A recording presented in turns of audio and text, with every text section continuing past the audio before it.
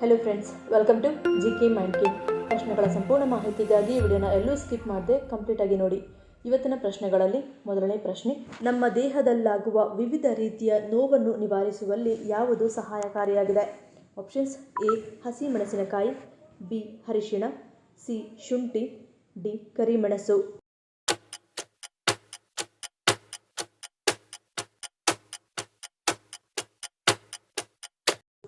ಸರಿಯಾದ ಉತ್ತರ option D ಕರಿಮೆಣಸು. ಕರಿಮೆಣಸು ರಕ್ತದಲ್ಲಿನ ಸಕ್ಕರೆ ಮಟ್ಟವನ್ನು ನಿಯಂತ್ರಿಸಲು ಸಹಾಯ ಮಾಡುತ್ತದೆ. ಇದು ಈಗಾಗಲೇ ಮಧುಮೇಹ ಹೊಂದಿರುವ ಅಥವಾ ರೋಗವನ್ನು ಪಡೆಯುವ ಅಪಾಯದಲ್ಲಿರುವ ಜನರಿಗೆ ಅನುಕೂಲಕರವಾಗಿದೆ. ಕರಿಮೆಣಸಿನ ಸಾರಭೂತ ತೈಲ ಸ್ನಾಯು ನೋವು, ಕೀಲು ನೋವು ಮತ್ತು ತಲೆನೋವು ಸೇರಿದಂತೆ ವಿವಿಧ ರೀತಿಯ ನೋವಿನಿಂದ ಪರಿಹಾರವನ್ನು ನೀಡುತ್ತದೆ.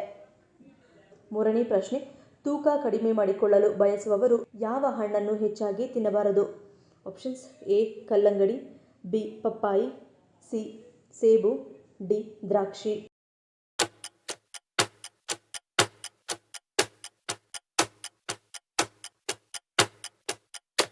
ಸರಿಯಾದ ಉತ್ತರ ಆಪ್ಷನ್ ಸಿ ಸೇಬು. ಸೇಬು ಹಣ್ಣನ್ನು ಹೆಚ್ಚು ತಿನ್ನುವುದರಿಂದ ನಿಮ್ಮ ತೂಕ ಹೆಚ್ಚಾಗಬಹುದು. ಇದರಲ್ಲಿ ಕಾರ್ಬೋಹೈಡ್ರೇಟ್ಗಳು ಮತ್ತು ಫೈಬರ್ ಅಂಶ ಹೆಚ್ಚಾಗಿದ್ದು ದೇಹದಲ್ಲಿ ಕೊಬ್ಬಿನ ಪ್ರಮಾಣವನ್ನು ಹೆಚ್ಚಾಗಿಸುತ್ತವೆ. ಇದು ತೂಕದ ಹೆಚ್ಚಳಕ್ಕೆ ಕಾರಣವಾಗುತ್ತದೆ. ಅಷ್ಟೇ ಅಲ್ಲದೆ ಹೆಚ್ಚು ಸೇಬುಗಳನ್ನು ತಿನ್ನುವುದು ನಿಮ್ಮ ಜೀರ್ಣಕ್ರಿಯೆಯನ್ನು ಹಾಳು ಮಾಡುತ್ತದೆ. ಇದರಲ್ಲಿ ಫೈಬರ್ ಹೇರಳವಾಗಿ ಕಂಡುಬರುವುದರಿಂದ ಅತಿಯಾಗಿ ತಿನ್ನುವುದರಿಂದ ನೀವು ಗ್ಯಾಸ್ನಿಂದ ಬಳಲಬಹುದು. ಇದರಿಂದಾಗಿ ಹೊಟ್ಟೆ ನೋವು ಮತ್ತು ಸೆಳೆತದಂತಹ ಸಮಸ್ಯೆಗಳನ್ನು ಎದುರಿಸಬೇಕಾಗುತ್ತದೆ. ನಾಲ್ಕನೇ ಪ್ರಶ್ನೆ, ಕಪ್ಪು ಚಿನ್ನ ಎಂದು ಯಾವ ಆಹಾರ ಪದಾರ್ಥವನ್ನು ಕರೆಯಲಾಗುತ್ತದೆ? ಆಪ್ಷನ್ಸ್: ಎ ಎಳ್ಳು, ಬಿ ಗೋಧಿ, ಸಿ ರಾಗಿ, ಡಿ ಅಗಸೆ ಬೀಜ.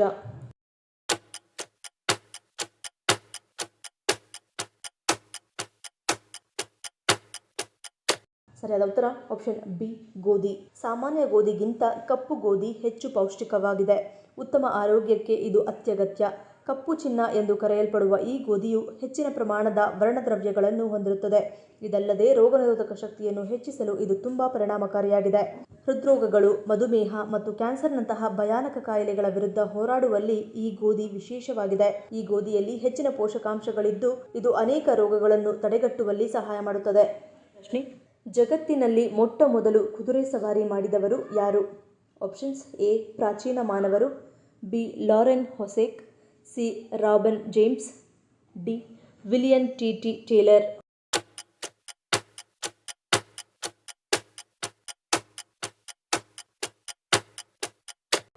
ಸರಿಯಾದ ಉತ್ತರ ಆಪ್ಷನ್ ಎ ಪ್ರಾಚೀನ ಮಾನವರು. ಮಾನವರು ಕ್ರಿಸ್ತಪೂರ್ವ 4ನೇ ಸಹಸ್ರಮಾನದ ಹಿಂದೆಯೇ ಕುದುರೆಗಳನ್ನು ಸಾಕಲು ಆರಂಭಿಸಿದರು. ಕಪ್ಪು ಸಮುದ್ರದ ಬಳಿ ವಾಸಿಸುತ್ತಿದ್ದ ಪ್ರಾಚೀನ ಮಾನವರು ಸುಮಾರು 3500 BCಯಲ್ಲಿ ಯುರೇಷಿಯಾದಾದ್ಯಂತ ಪ್ರಯಾಣಿಸಲು ಕುದುರೆಗಳನ್ನು ಬಳಸುತ್ತಿದ್ದರು. ಅವರನ್ನು ಯಮನಾಯ ಎಂದು ಕರೆಯಲಾಗುತ್ತಿತ್ತು. ಅಧ್ಯಯನಗಳ ಪ್ರಕಾರ ಪ್ರಾಚೀನ ಕಾಲದಲ್ಲಿ ಕುದುರೆ ಸವಾರಿ ಬಹಳ ರೋಮಾಂಚಕಾರಿ ಅನುಭವ ಎಂದು ಹೇಳಲಾಗುತ್ತದೆ. ಮೇಲಾಗಿ ಕುದುರೆ ಸವಾರಿಯಿಂದಾಗಿ ಮಾನವ ಅಸ್ಥಿಪಂಜರದ ಆಕಾರವೇ ಬದಲಾಗಿದೆ ಎನ್ನಲಾಗಿದೆ. ಏಳನೇ ಪ್ರಶ್ನೆ, ನಮ್ಮ ಎರಡೂ ಕೈಗಳ ಅಂಗೈಗಳನ್ನು ಉಜ್ಜುವುದರಿಂದಾಗುವ ಪ್ರಯೋಜನವೇನು? ಆಪ್ಷನ್ಸ್: ಎ ರಕ್ತ ಪರಿಚಲನೆ, ಬಿ ಉದ್ವೇಗ ನಿವಾರಣೆ, ಸಿ ಆಯಸ್ಸು ಹೆಚ್ಚಳ, ಡಿ ಮೃದು ಅಂಗೈಗಳು.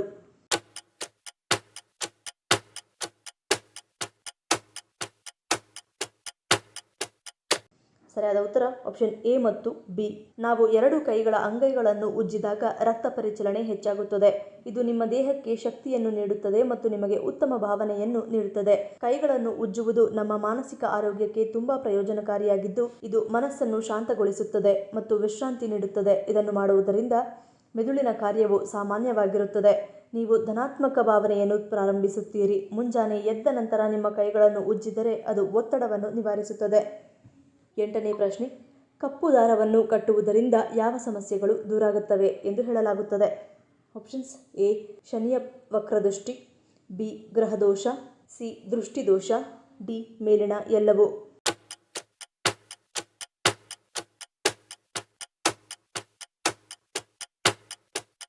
ಸರಿಯಾದ ಉತ್ತರ ಆಪ್ಷನ್ ಡಿ ಮೇಲಿನ ಎಲ್ಲವೂ. ಮಣಿಕಟ್ಟಿಗೆ ಕಪ್ಪು ದಾರವನ್ನು ಕಟ್ಟಿಕೊಂಡರೆ ಶನಿದೇವನ ಕೃಪೆ ಸಿಗುತ್ತದೆ. ಈ ಕಾರಣದಿಂದ ಸಮಯಕ್ಕೆ ಸರಿಯಾಗಿ ನಿಮ್ಮ ಎಲ್ಲ ಕೆಲಸಗಳನ್ನು ಪೂರ್ಣಗೊಳಿಸಲು ಸಾಧ್ಯವಾಗುತ್ತದೆ. ಮಣಿಕಟ್ಟಿನ ಸುತ್ತಲೂ ಕಪ್ಪು ದಾರವನ್ನು ಧರಿಸಿದರೆ ಗ್ರಹಗಳ ಪ್ರಭಾವ ಕಡಿಮೆಯಾಗುತ್ತದೆ. ದುಷ್ಟಶಕ್ತಿಗಳು ನಿಮ್ಮ ಹತ್ತಿರ ಬರುವುದಿಲ್ಲ. ಇದಲ್ಲದೆ ಕಪ್ಪು ದಾರವು ನಿಮ್ಮನ್ನು ಕಾಸ್ಮಿಕ್ ಶಕ್ತಿಗಳೊಂದಿಗೆ ಸಂಪರ್ಕಿಸಲು ಸಹಾಯ ಮಾಡುತ್ತದೆ. ಇನ್ನು ಮಣಿಕಟ್ಟಿನ ಮೇಲೆ ಕಪ್ಪು ದಾರವನ್ನು ಕಟ್ಟಿಕೊಂಡರೆ ಮನಸ್ಸು ಆಧ್ಯಾತ್ಮದತ್ತ ಹೊರಳುತ್ತದೆ. ಇದರಿಂದ ನಮ್ಮಲ್ಲಿ ಅಂತಃಪ್ರಜ್ಞೆ ಮತ್ತು ಅರಿವು ಹೆಚ್ಚಾಗುತ್ತದೆ. ಹೀಗಾಗಿ ನಾವು ಕಪ್ಪು ದಾರವನ್ನು ಕಟ್ಟಿಕೊಂಡರೆ ನಮ್ಮ ಮನಸ್ಸು ಶಾಂತಚಿತ್ತವಾಗಿರಲು ನೆರವಾಗುತ್ತದೆ. 9ನೇ ಪ್ರಶ್ನೆ, ಶಿವನ ದೇವಾಲಯಗಳಲ್ಲಿ ಕಂಡುಬರುವ ನಂದಿ ಯಾರು? ಆಪ್ಷನ್ಸ್ ಎ ಪರಮಭಕ್ತ, ಬಿ ದ್ವಾರಪಾಲಕ, ಸಿ ವಾಹನ, ಡಿ ಮೇಲಿನ ಎಲ್ಲವೂ.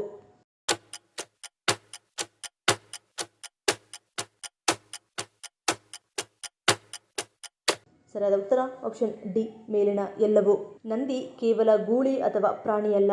ನಂದಿ ಶಿವನ ವಾಸಸ್ಥಾನವಾದ ಕೈಲಾಸ ಪರ್ವತದ ದ್ವಾರಪಾಲಕನೆಂದು ಹೇಳಲಾಗುತ್ತದೆ. ನಂದಿಯು ಶಿವನ ವಾಹನ ಮಾತ್ರವಾಗಿರದೆ ಶಿವನಿಗೆ ಪ್ರಿಯವಾದ ಭಕ್ತರಲ್ಲಿ ಒಬ್ಬನಾಗಿದ್ದಾನೆ. ನಂದಿಯನ್ನು ಶಕ್ತಿ ಮತ್ತು ಕಠಿಣ ಪರಿಶ್ರಮದ ಸಂಕೇತವೆಂದು ಪರಿಗಣಿಸಲಾಗುತ್ತದೆ. ಶಿವನು ನೀಡಿದ ವರದಿಂದಾಗಿ ಶಿವನ ಭಕ್ತಿಯಲ್ಲಿ ತನ್ನನ್ನು ತೊಡಗಿಸಿಕೊಂಡಿದ್ದಾನೆ ಎಂದು ಹೇಳಲಾಗುತ್ತದೆ. ಪ್ರಶ್ನೆ, ಜ್ವರ ಬಂದಾಗ ಹಣೆ ಮೇಲೆ ತಣ್ಣೀರಿನ ಬಟ್ಟೆ ಹಾಕಿ ಎನ್ನಲು ಕಾರಣವೇನು? ಆಪ್ಷನ್ಸ್ ಎ ಜ್ವರ ಕಡಿಮೆಯಾಗುತ್ತದೆ, ಬಿ ಆಯಾಸ ಕಡಿಮೆ, ಸಿ ಶಾಖ ನಿಯಂತ್ರಣ, ಡಿ ನೋವು ನಿವಾರಣೆ.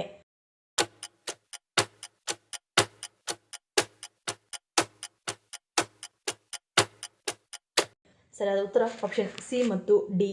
ಅತಿಯಾದ ಜ್ವರ ಬಂದಾಗ ತಕ್ಷಣ ನಾವು ಮಾಡುವ ಕೆಲಸ ಹಣೆಯ ಮೇಲೆ ತಣ್ಣೀರಿನ ಬಟ್ಟೆ ಇಡುವುದು.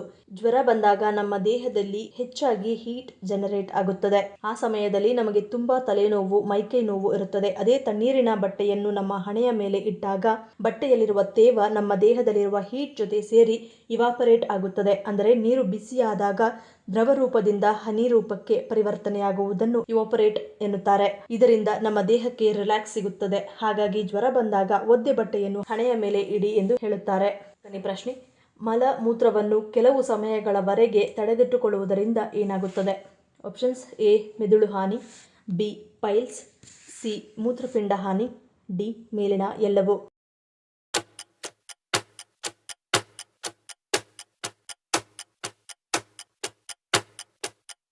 ಸರಿಯಾದ ಉತ್ತರ ಆಪ್ಷನ್ ಡಿ ಮೇಲಿನ ಎಲ್ಲವೂ. ಕೆಲವರು ಪರಿಸ್ಥಿತಿಗೆ ಅನುಗುಣವಾಗಿ ಮಲಮೂತ್ರವನ್ನು ತಡೆದಿಟ್ಟುಕೊಳ್ಳುತ್ತಾರೆ. ಇದರಿಂದ ಹೆಚ್ಚಿನ ಪರಿಣಾಮ ನಿಮ್ಮ ಮೆದುಳಿನ ಮೇಲೆ ಬೀರುತ್ತದೆ. ಇದರಿಂದ ನಿಮ್ಮ ಬ್ರೈನ್ ಡ್ಯಾಮೇಜ್ ಆಗುವ ಸಾಧ್ಯತೆ ಇರುತ್ತದೆ. ಅಷ್ಟೇ ಅಲ್ಲದೆ ಈ ರೀತಿಯ ಹವ್ಯಾಸಗಳು ರೂಢಿಸಿಕೊಂಡರೆ ನಿಮಗೆ ಪೈಲ್ಸ್ ಆಗುವ ಸಾಧ್ಯತೆ ಕೂಡ ಇರುತ್ತದೆ. ದೀರ್ಘಕಾಲದವರೆಗೆ ಮಲಮೂತ್ರ ನಿಯಂತ್ರಿಸುವುದರಿಂದ ಮೂತ್ರಪಿಂಡಕ್ಕೆ ಸಂಬಂಧಿಸಿದ ವಿವಿಧ ಕಾಯಿಲೆಗಳನ್ನು ಹೆಚ್ಚಿಸುವ ಅಪಾಯವನ್ನು ಹೊಂದಿರುತ್ತದೆ. ಮೂತ್ರ ತಡೆ ಹಿಡಿಯುವ ಸಾಮರ್ಥ್ಯ ವ್ಯಕ್ತಿಯ ವಯಸ್ಸನ್ನು ಅವಲಂಬಿಸಿರುತ್ತದೆ. ವಯಸ್ಕರ ಮೂತ್ರಕೋಶವು 2 ಕಪ್ ಮೂತ್ರವನ್ನು ಹಿಡಿದಿಟ್ಟುಕೊಳ್ಳಬಹುದು. ಅದಾದ ಬಳಿಕ ಮೂತ್ರಕೋಶದಲ್ಲಿ ಹೆಚ್ಚುತ್ತಿರುವ ಮೂತ್ರವು ಹೊಟ್ಟೆಯಲ್ಲಿ ಸೋಂಕಿನ ಅಪಾಯವನ್ನು ಉಂಟುಮಾಡುತ್ತದೆ. 7ನೇ ಪ್ರಶ್ನೆ, ಪುರುಷರು ಬಿಸಿ ನೀರಿನಿಂದ ಸ್ನಾನ ಮಾಡುವುದರಿಂದ ಯಾವ ಸಮಸ್ಯೆಯನ್ನು ಎದುರಿಸಬೇಕಾಗುತ್ತದೆ? ಆಪ್ಷನ್ಸ್ ಎ ವೀರ್ಯಾಣು ಕೊರತೆ, ಬಿ ತುರಿಕೆ, ಸಿ ವಯಸ್ಸಾಗುವಿಕೆ, ಡಿ ಕೂದಲು ಉದುರುವಿಕೆ.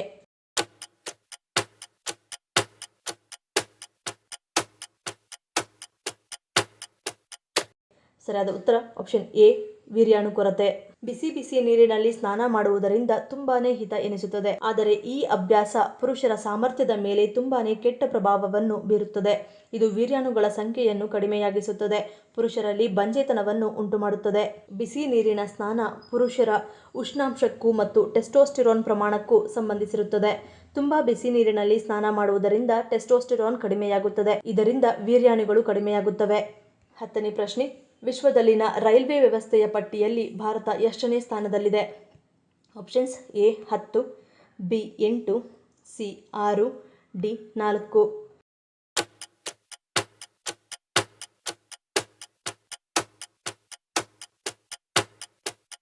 ಸರಿಯಾದ ಉತ್ತರ ಆಪ್ಷನ್ ಡಿ 4. ಭಾರತೀಯ ರೈಲ್ವೆ ವ್ಯವಸ್ಥೆಯು ವಿಶ್ವದಲ್ಲಿ 4ನೇ ಅತಿ ದೊಡ್ಡ ಮತ್ತು ಏಷ್ಯಾದಲ್ಲೇ ಅತಿ ದೊಡ್ಡದಾಗಿದೆ. ಇದು 42,000 ಮೈಲುಗಳಷ್ಟು ಆವರಿಸುತ್ತದೆ ಮತ್ತು 7,000ಕ್ಕೂ ಹೆಚ್ಚು ನಿಲ್ದಾಣಗಳನ್ನು ಹೊಂದಿದೆ. ಪ್ರತಿದಿನ ಇದು 13,000 ಪ್ರಯಾಣಿಕ ರೈಲುಗಳು ಮತ್ತು 8,000ಕ್ಕೂ ಹೆಚ್ಚು ಸರಕು ರೈಲುಗಳನ್ನು ನಿರ್ವಹಿಸುತ್ತದೆ. ಇದು ಭಾರತದ ಸಾರಿಗೆ ಜಾಲದ ಪ್ರಮುಖ ಭಾಗವಾಗಿದೆ. ಈ ಪ್ರಶ್ನೆಗಳಲ್ಲಿ ನೀವು ಎಷ್ಟು ಪ್ರಶ್ನೆಗಳಿಗೆ ಸರಿ ಉತ್ತರವನ್ನು ಕೊಟ್ಟರಿ ಅನ್ನೋದನ್ನು ಕಮೆಂಟ್ ಮಾಡಿ ತಿಳಿಸಿ. ಈ ವಿಡಿಯೋ ನಿಮ್ಗೆ ಇಷ್ಟ ಆಗಿದ್ರೆ ಮರೀದೆ ಲೈಕ್ ಮಾಡಿ, ಶೇರ್ ಮಾಡಿ, ಸಬ್ಸ್ಕ್ರೈಬ್ ಮಾಡಿ. ನನ್ನ ಚಾನಲ್ನ ಇನ್ನೂ ಸಬ್ಸ್ಕ್ರೈಬ್ ಮಾಡಿದೆ ಹಾಗೆ ವಿಡಿಯೋಸ್ ನೋಡ್ತಿದ್ರೆ ಪ್ಲೀಸ್ ಸಬ್ಸ್ಕ್ರೈಬ್ ಮಾಡಿ, ಸಪೋರ್ಟ್ ಮಾಡಿ. ಮತ್ತೊಂದು ಇಂಟ್ರೆಸ್ಟಿಂಗ್ ವಿಡಿಯೋಂದಿಗೆ ಸಿಗ್ತೀನಿ. Until love you all, take care.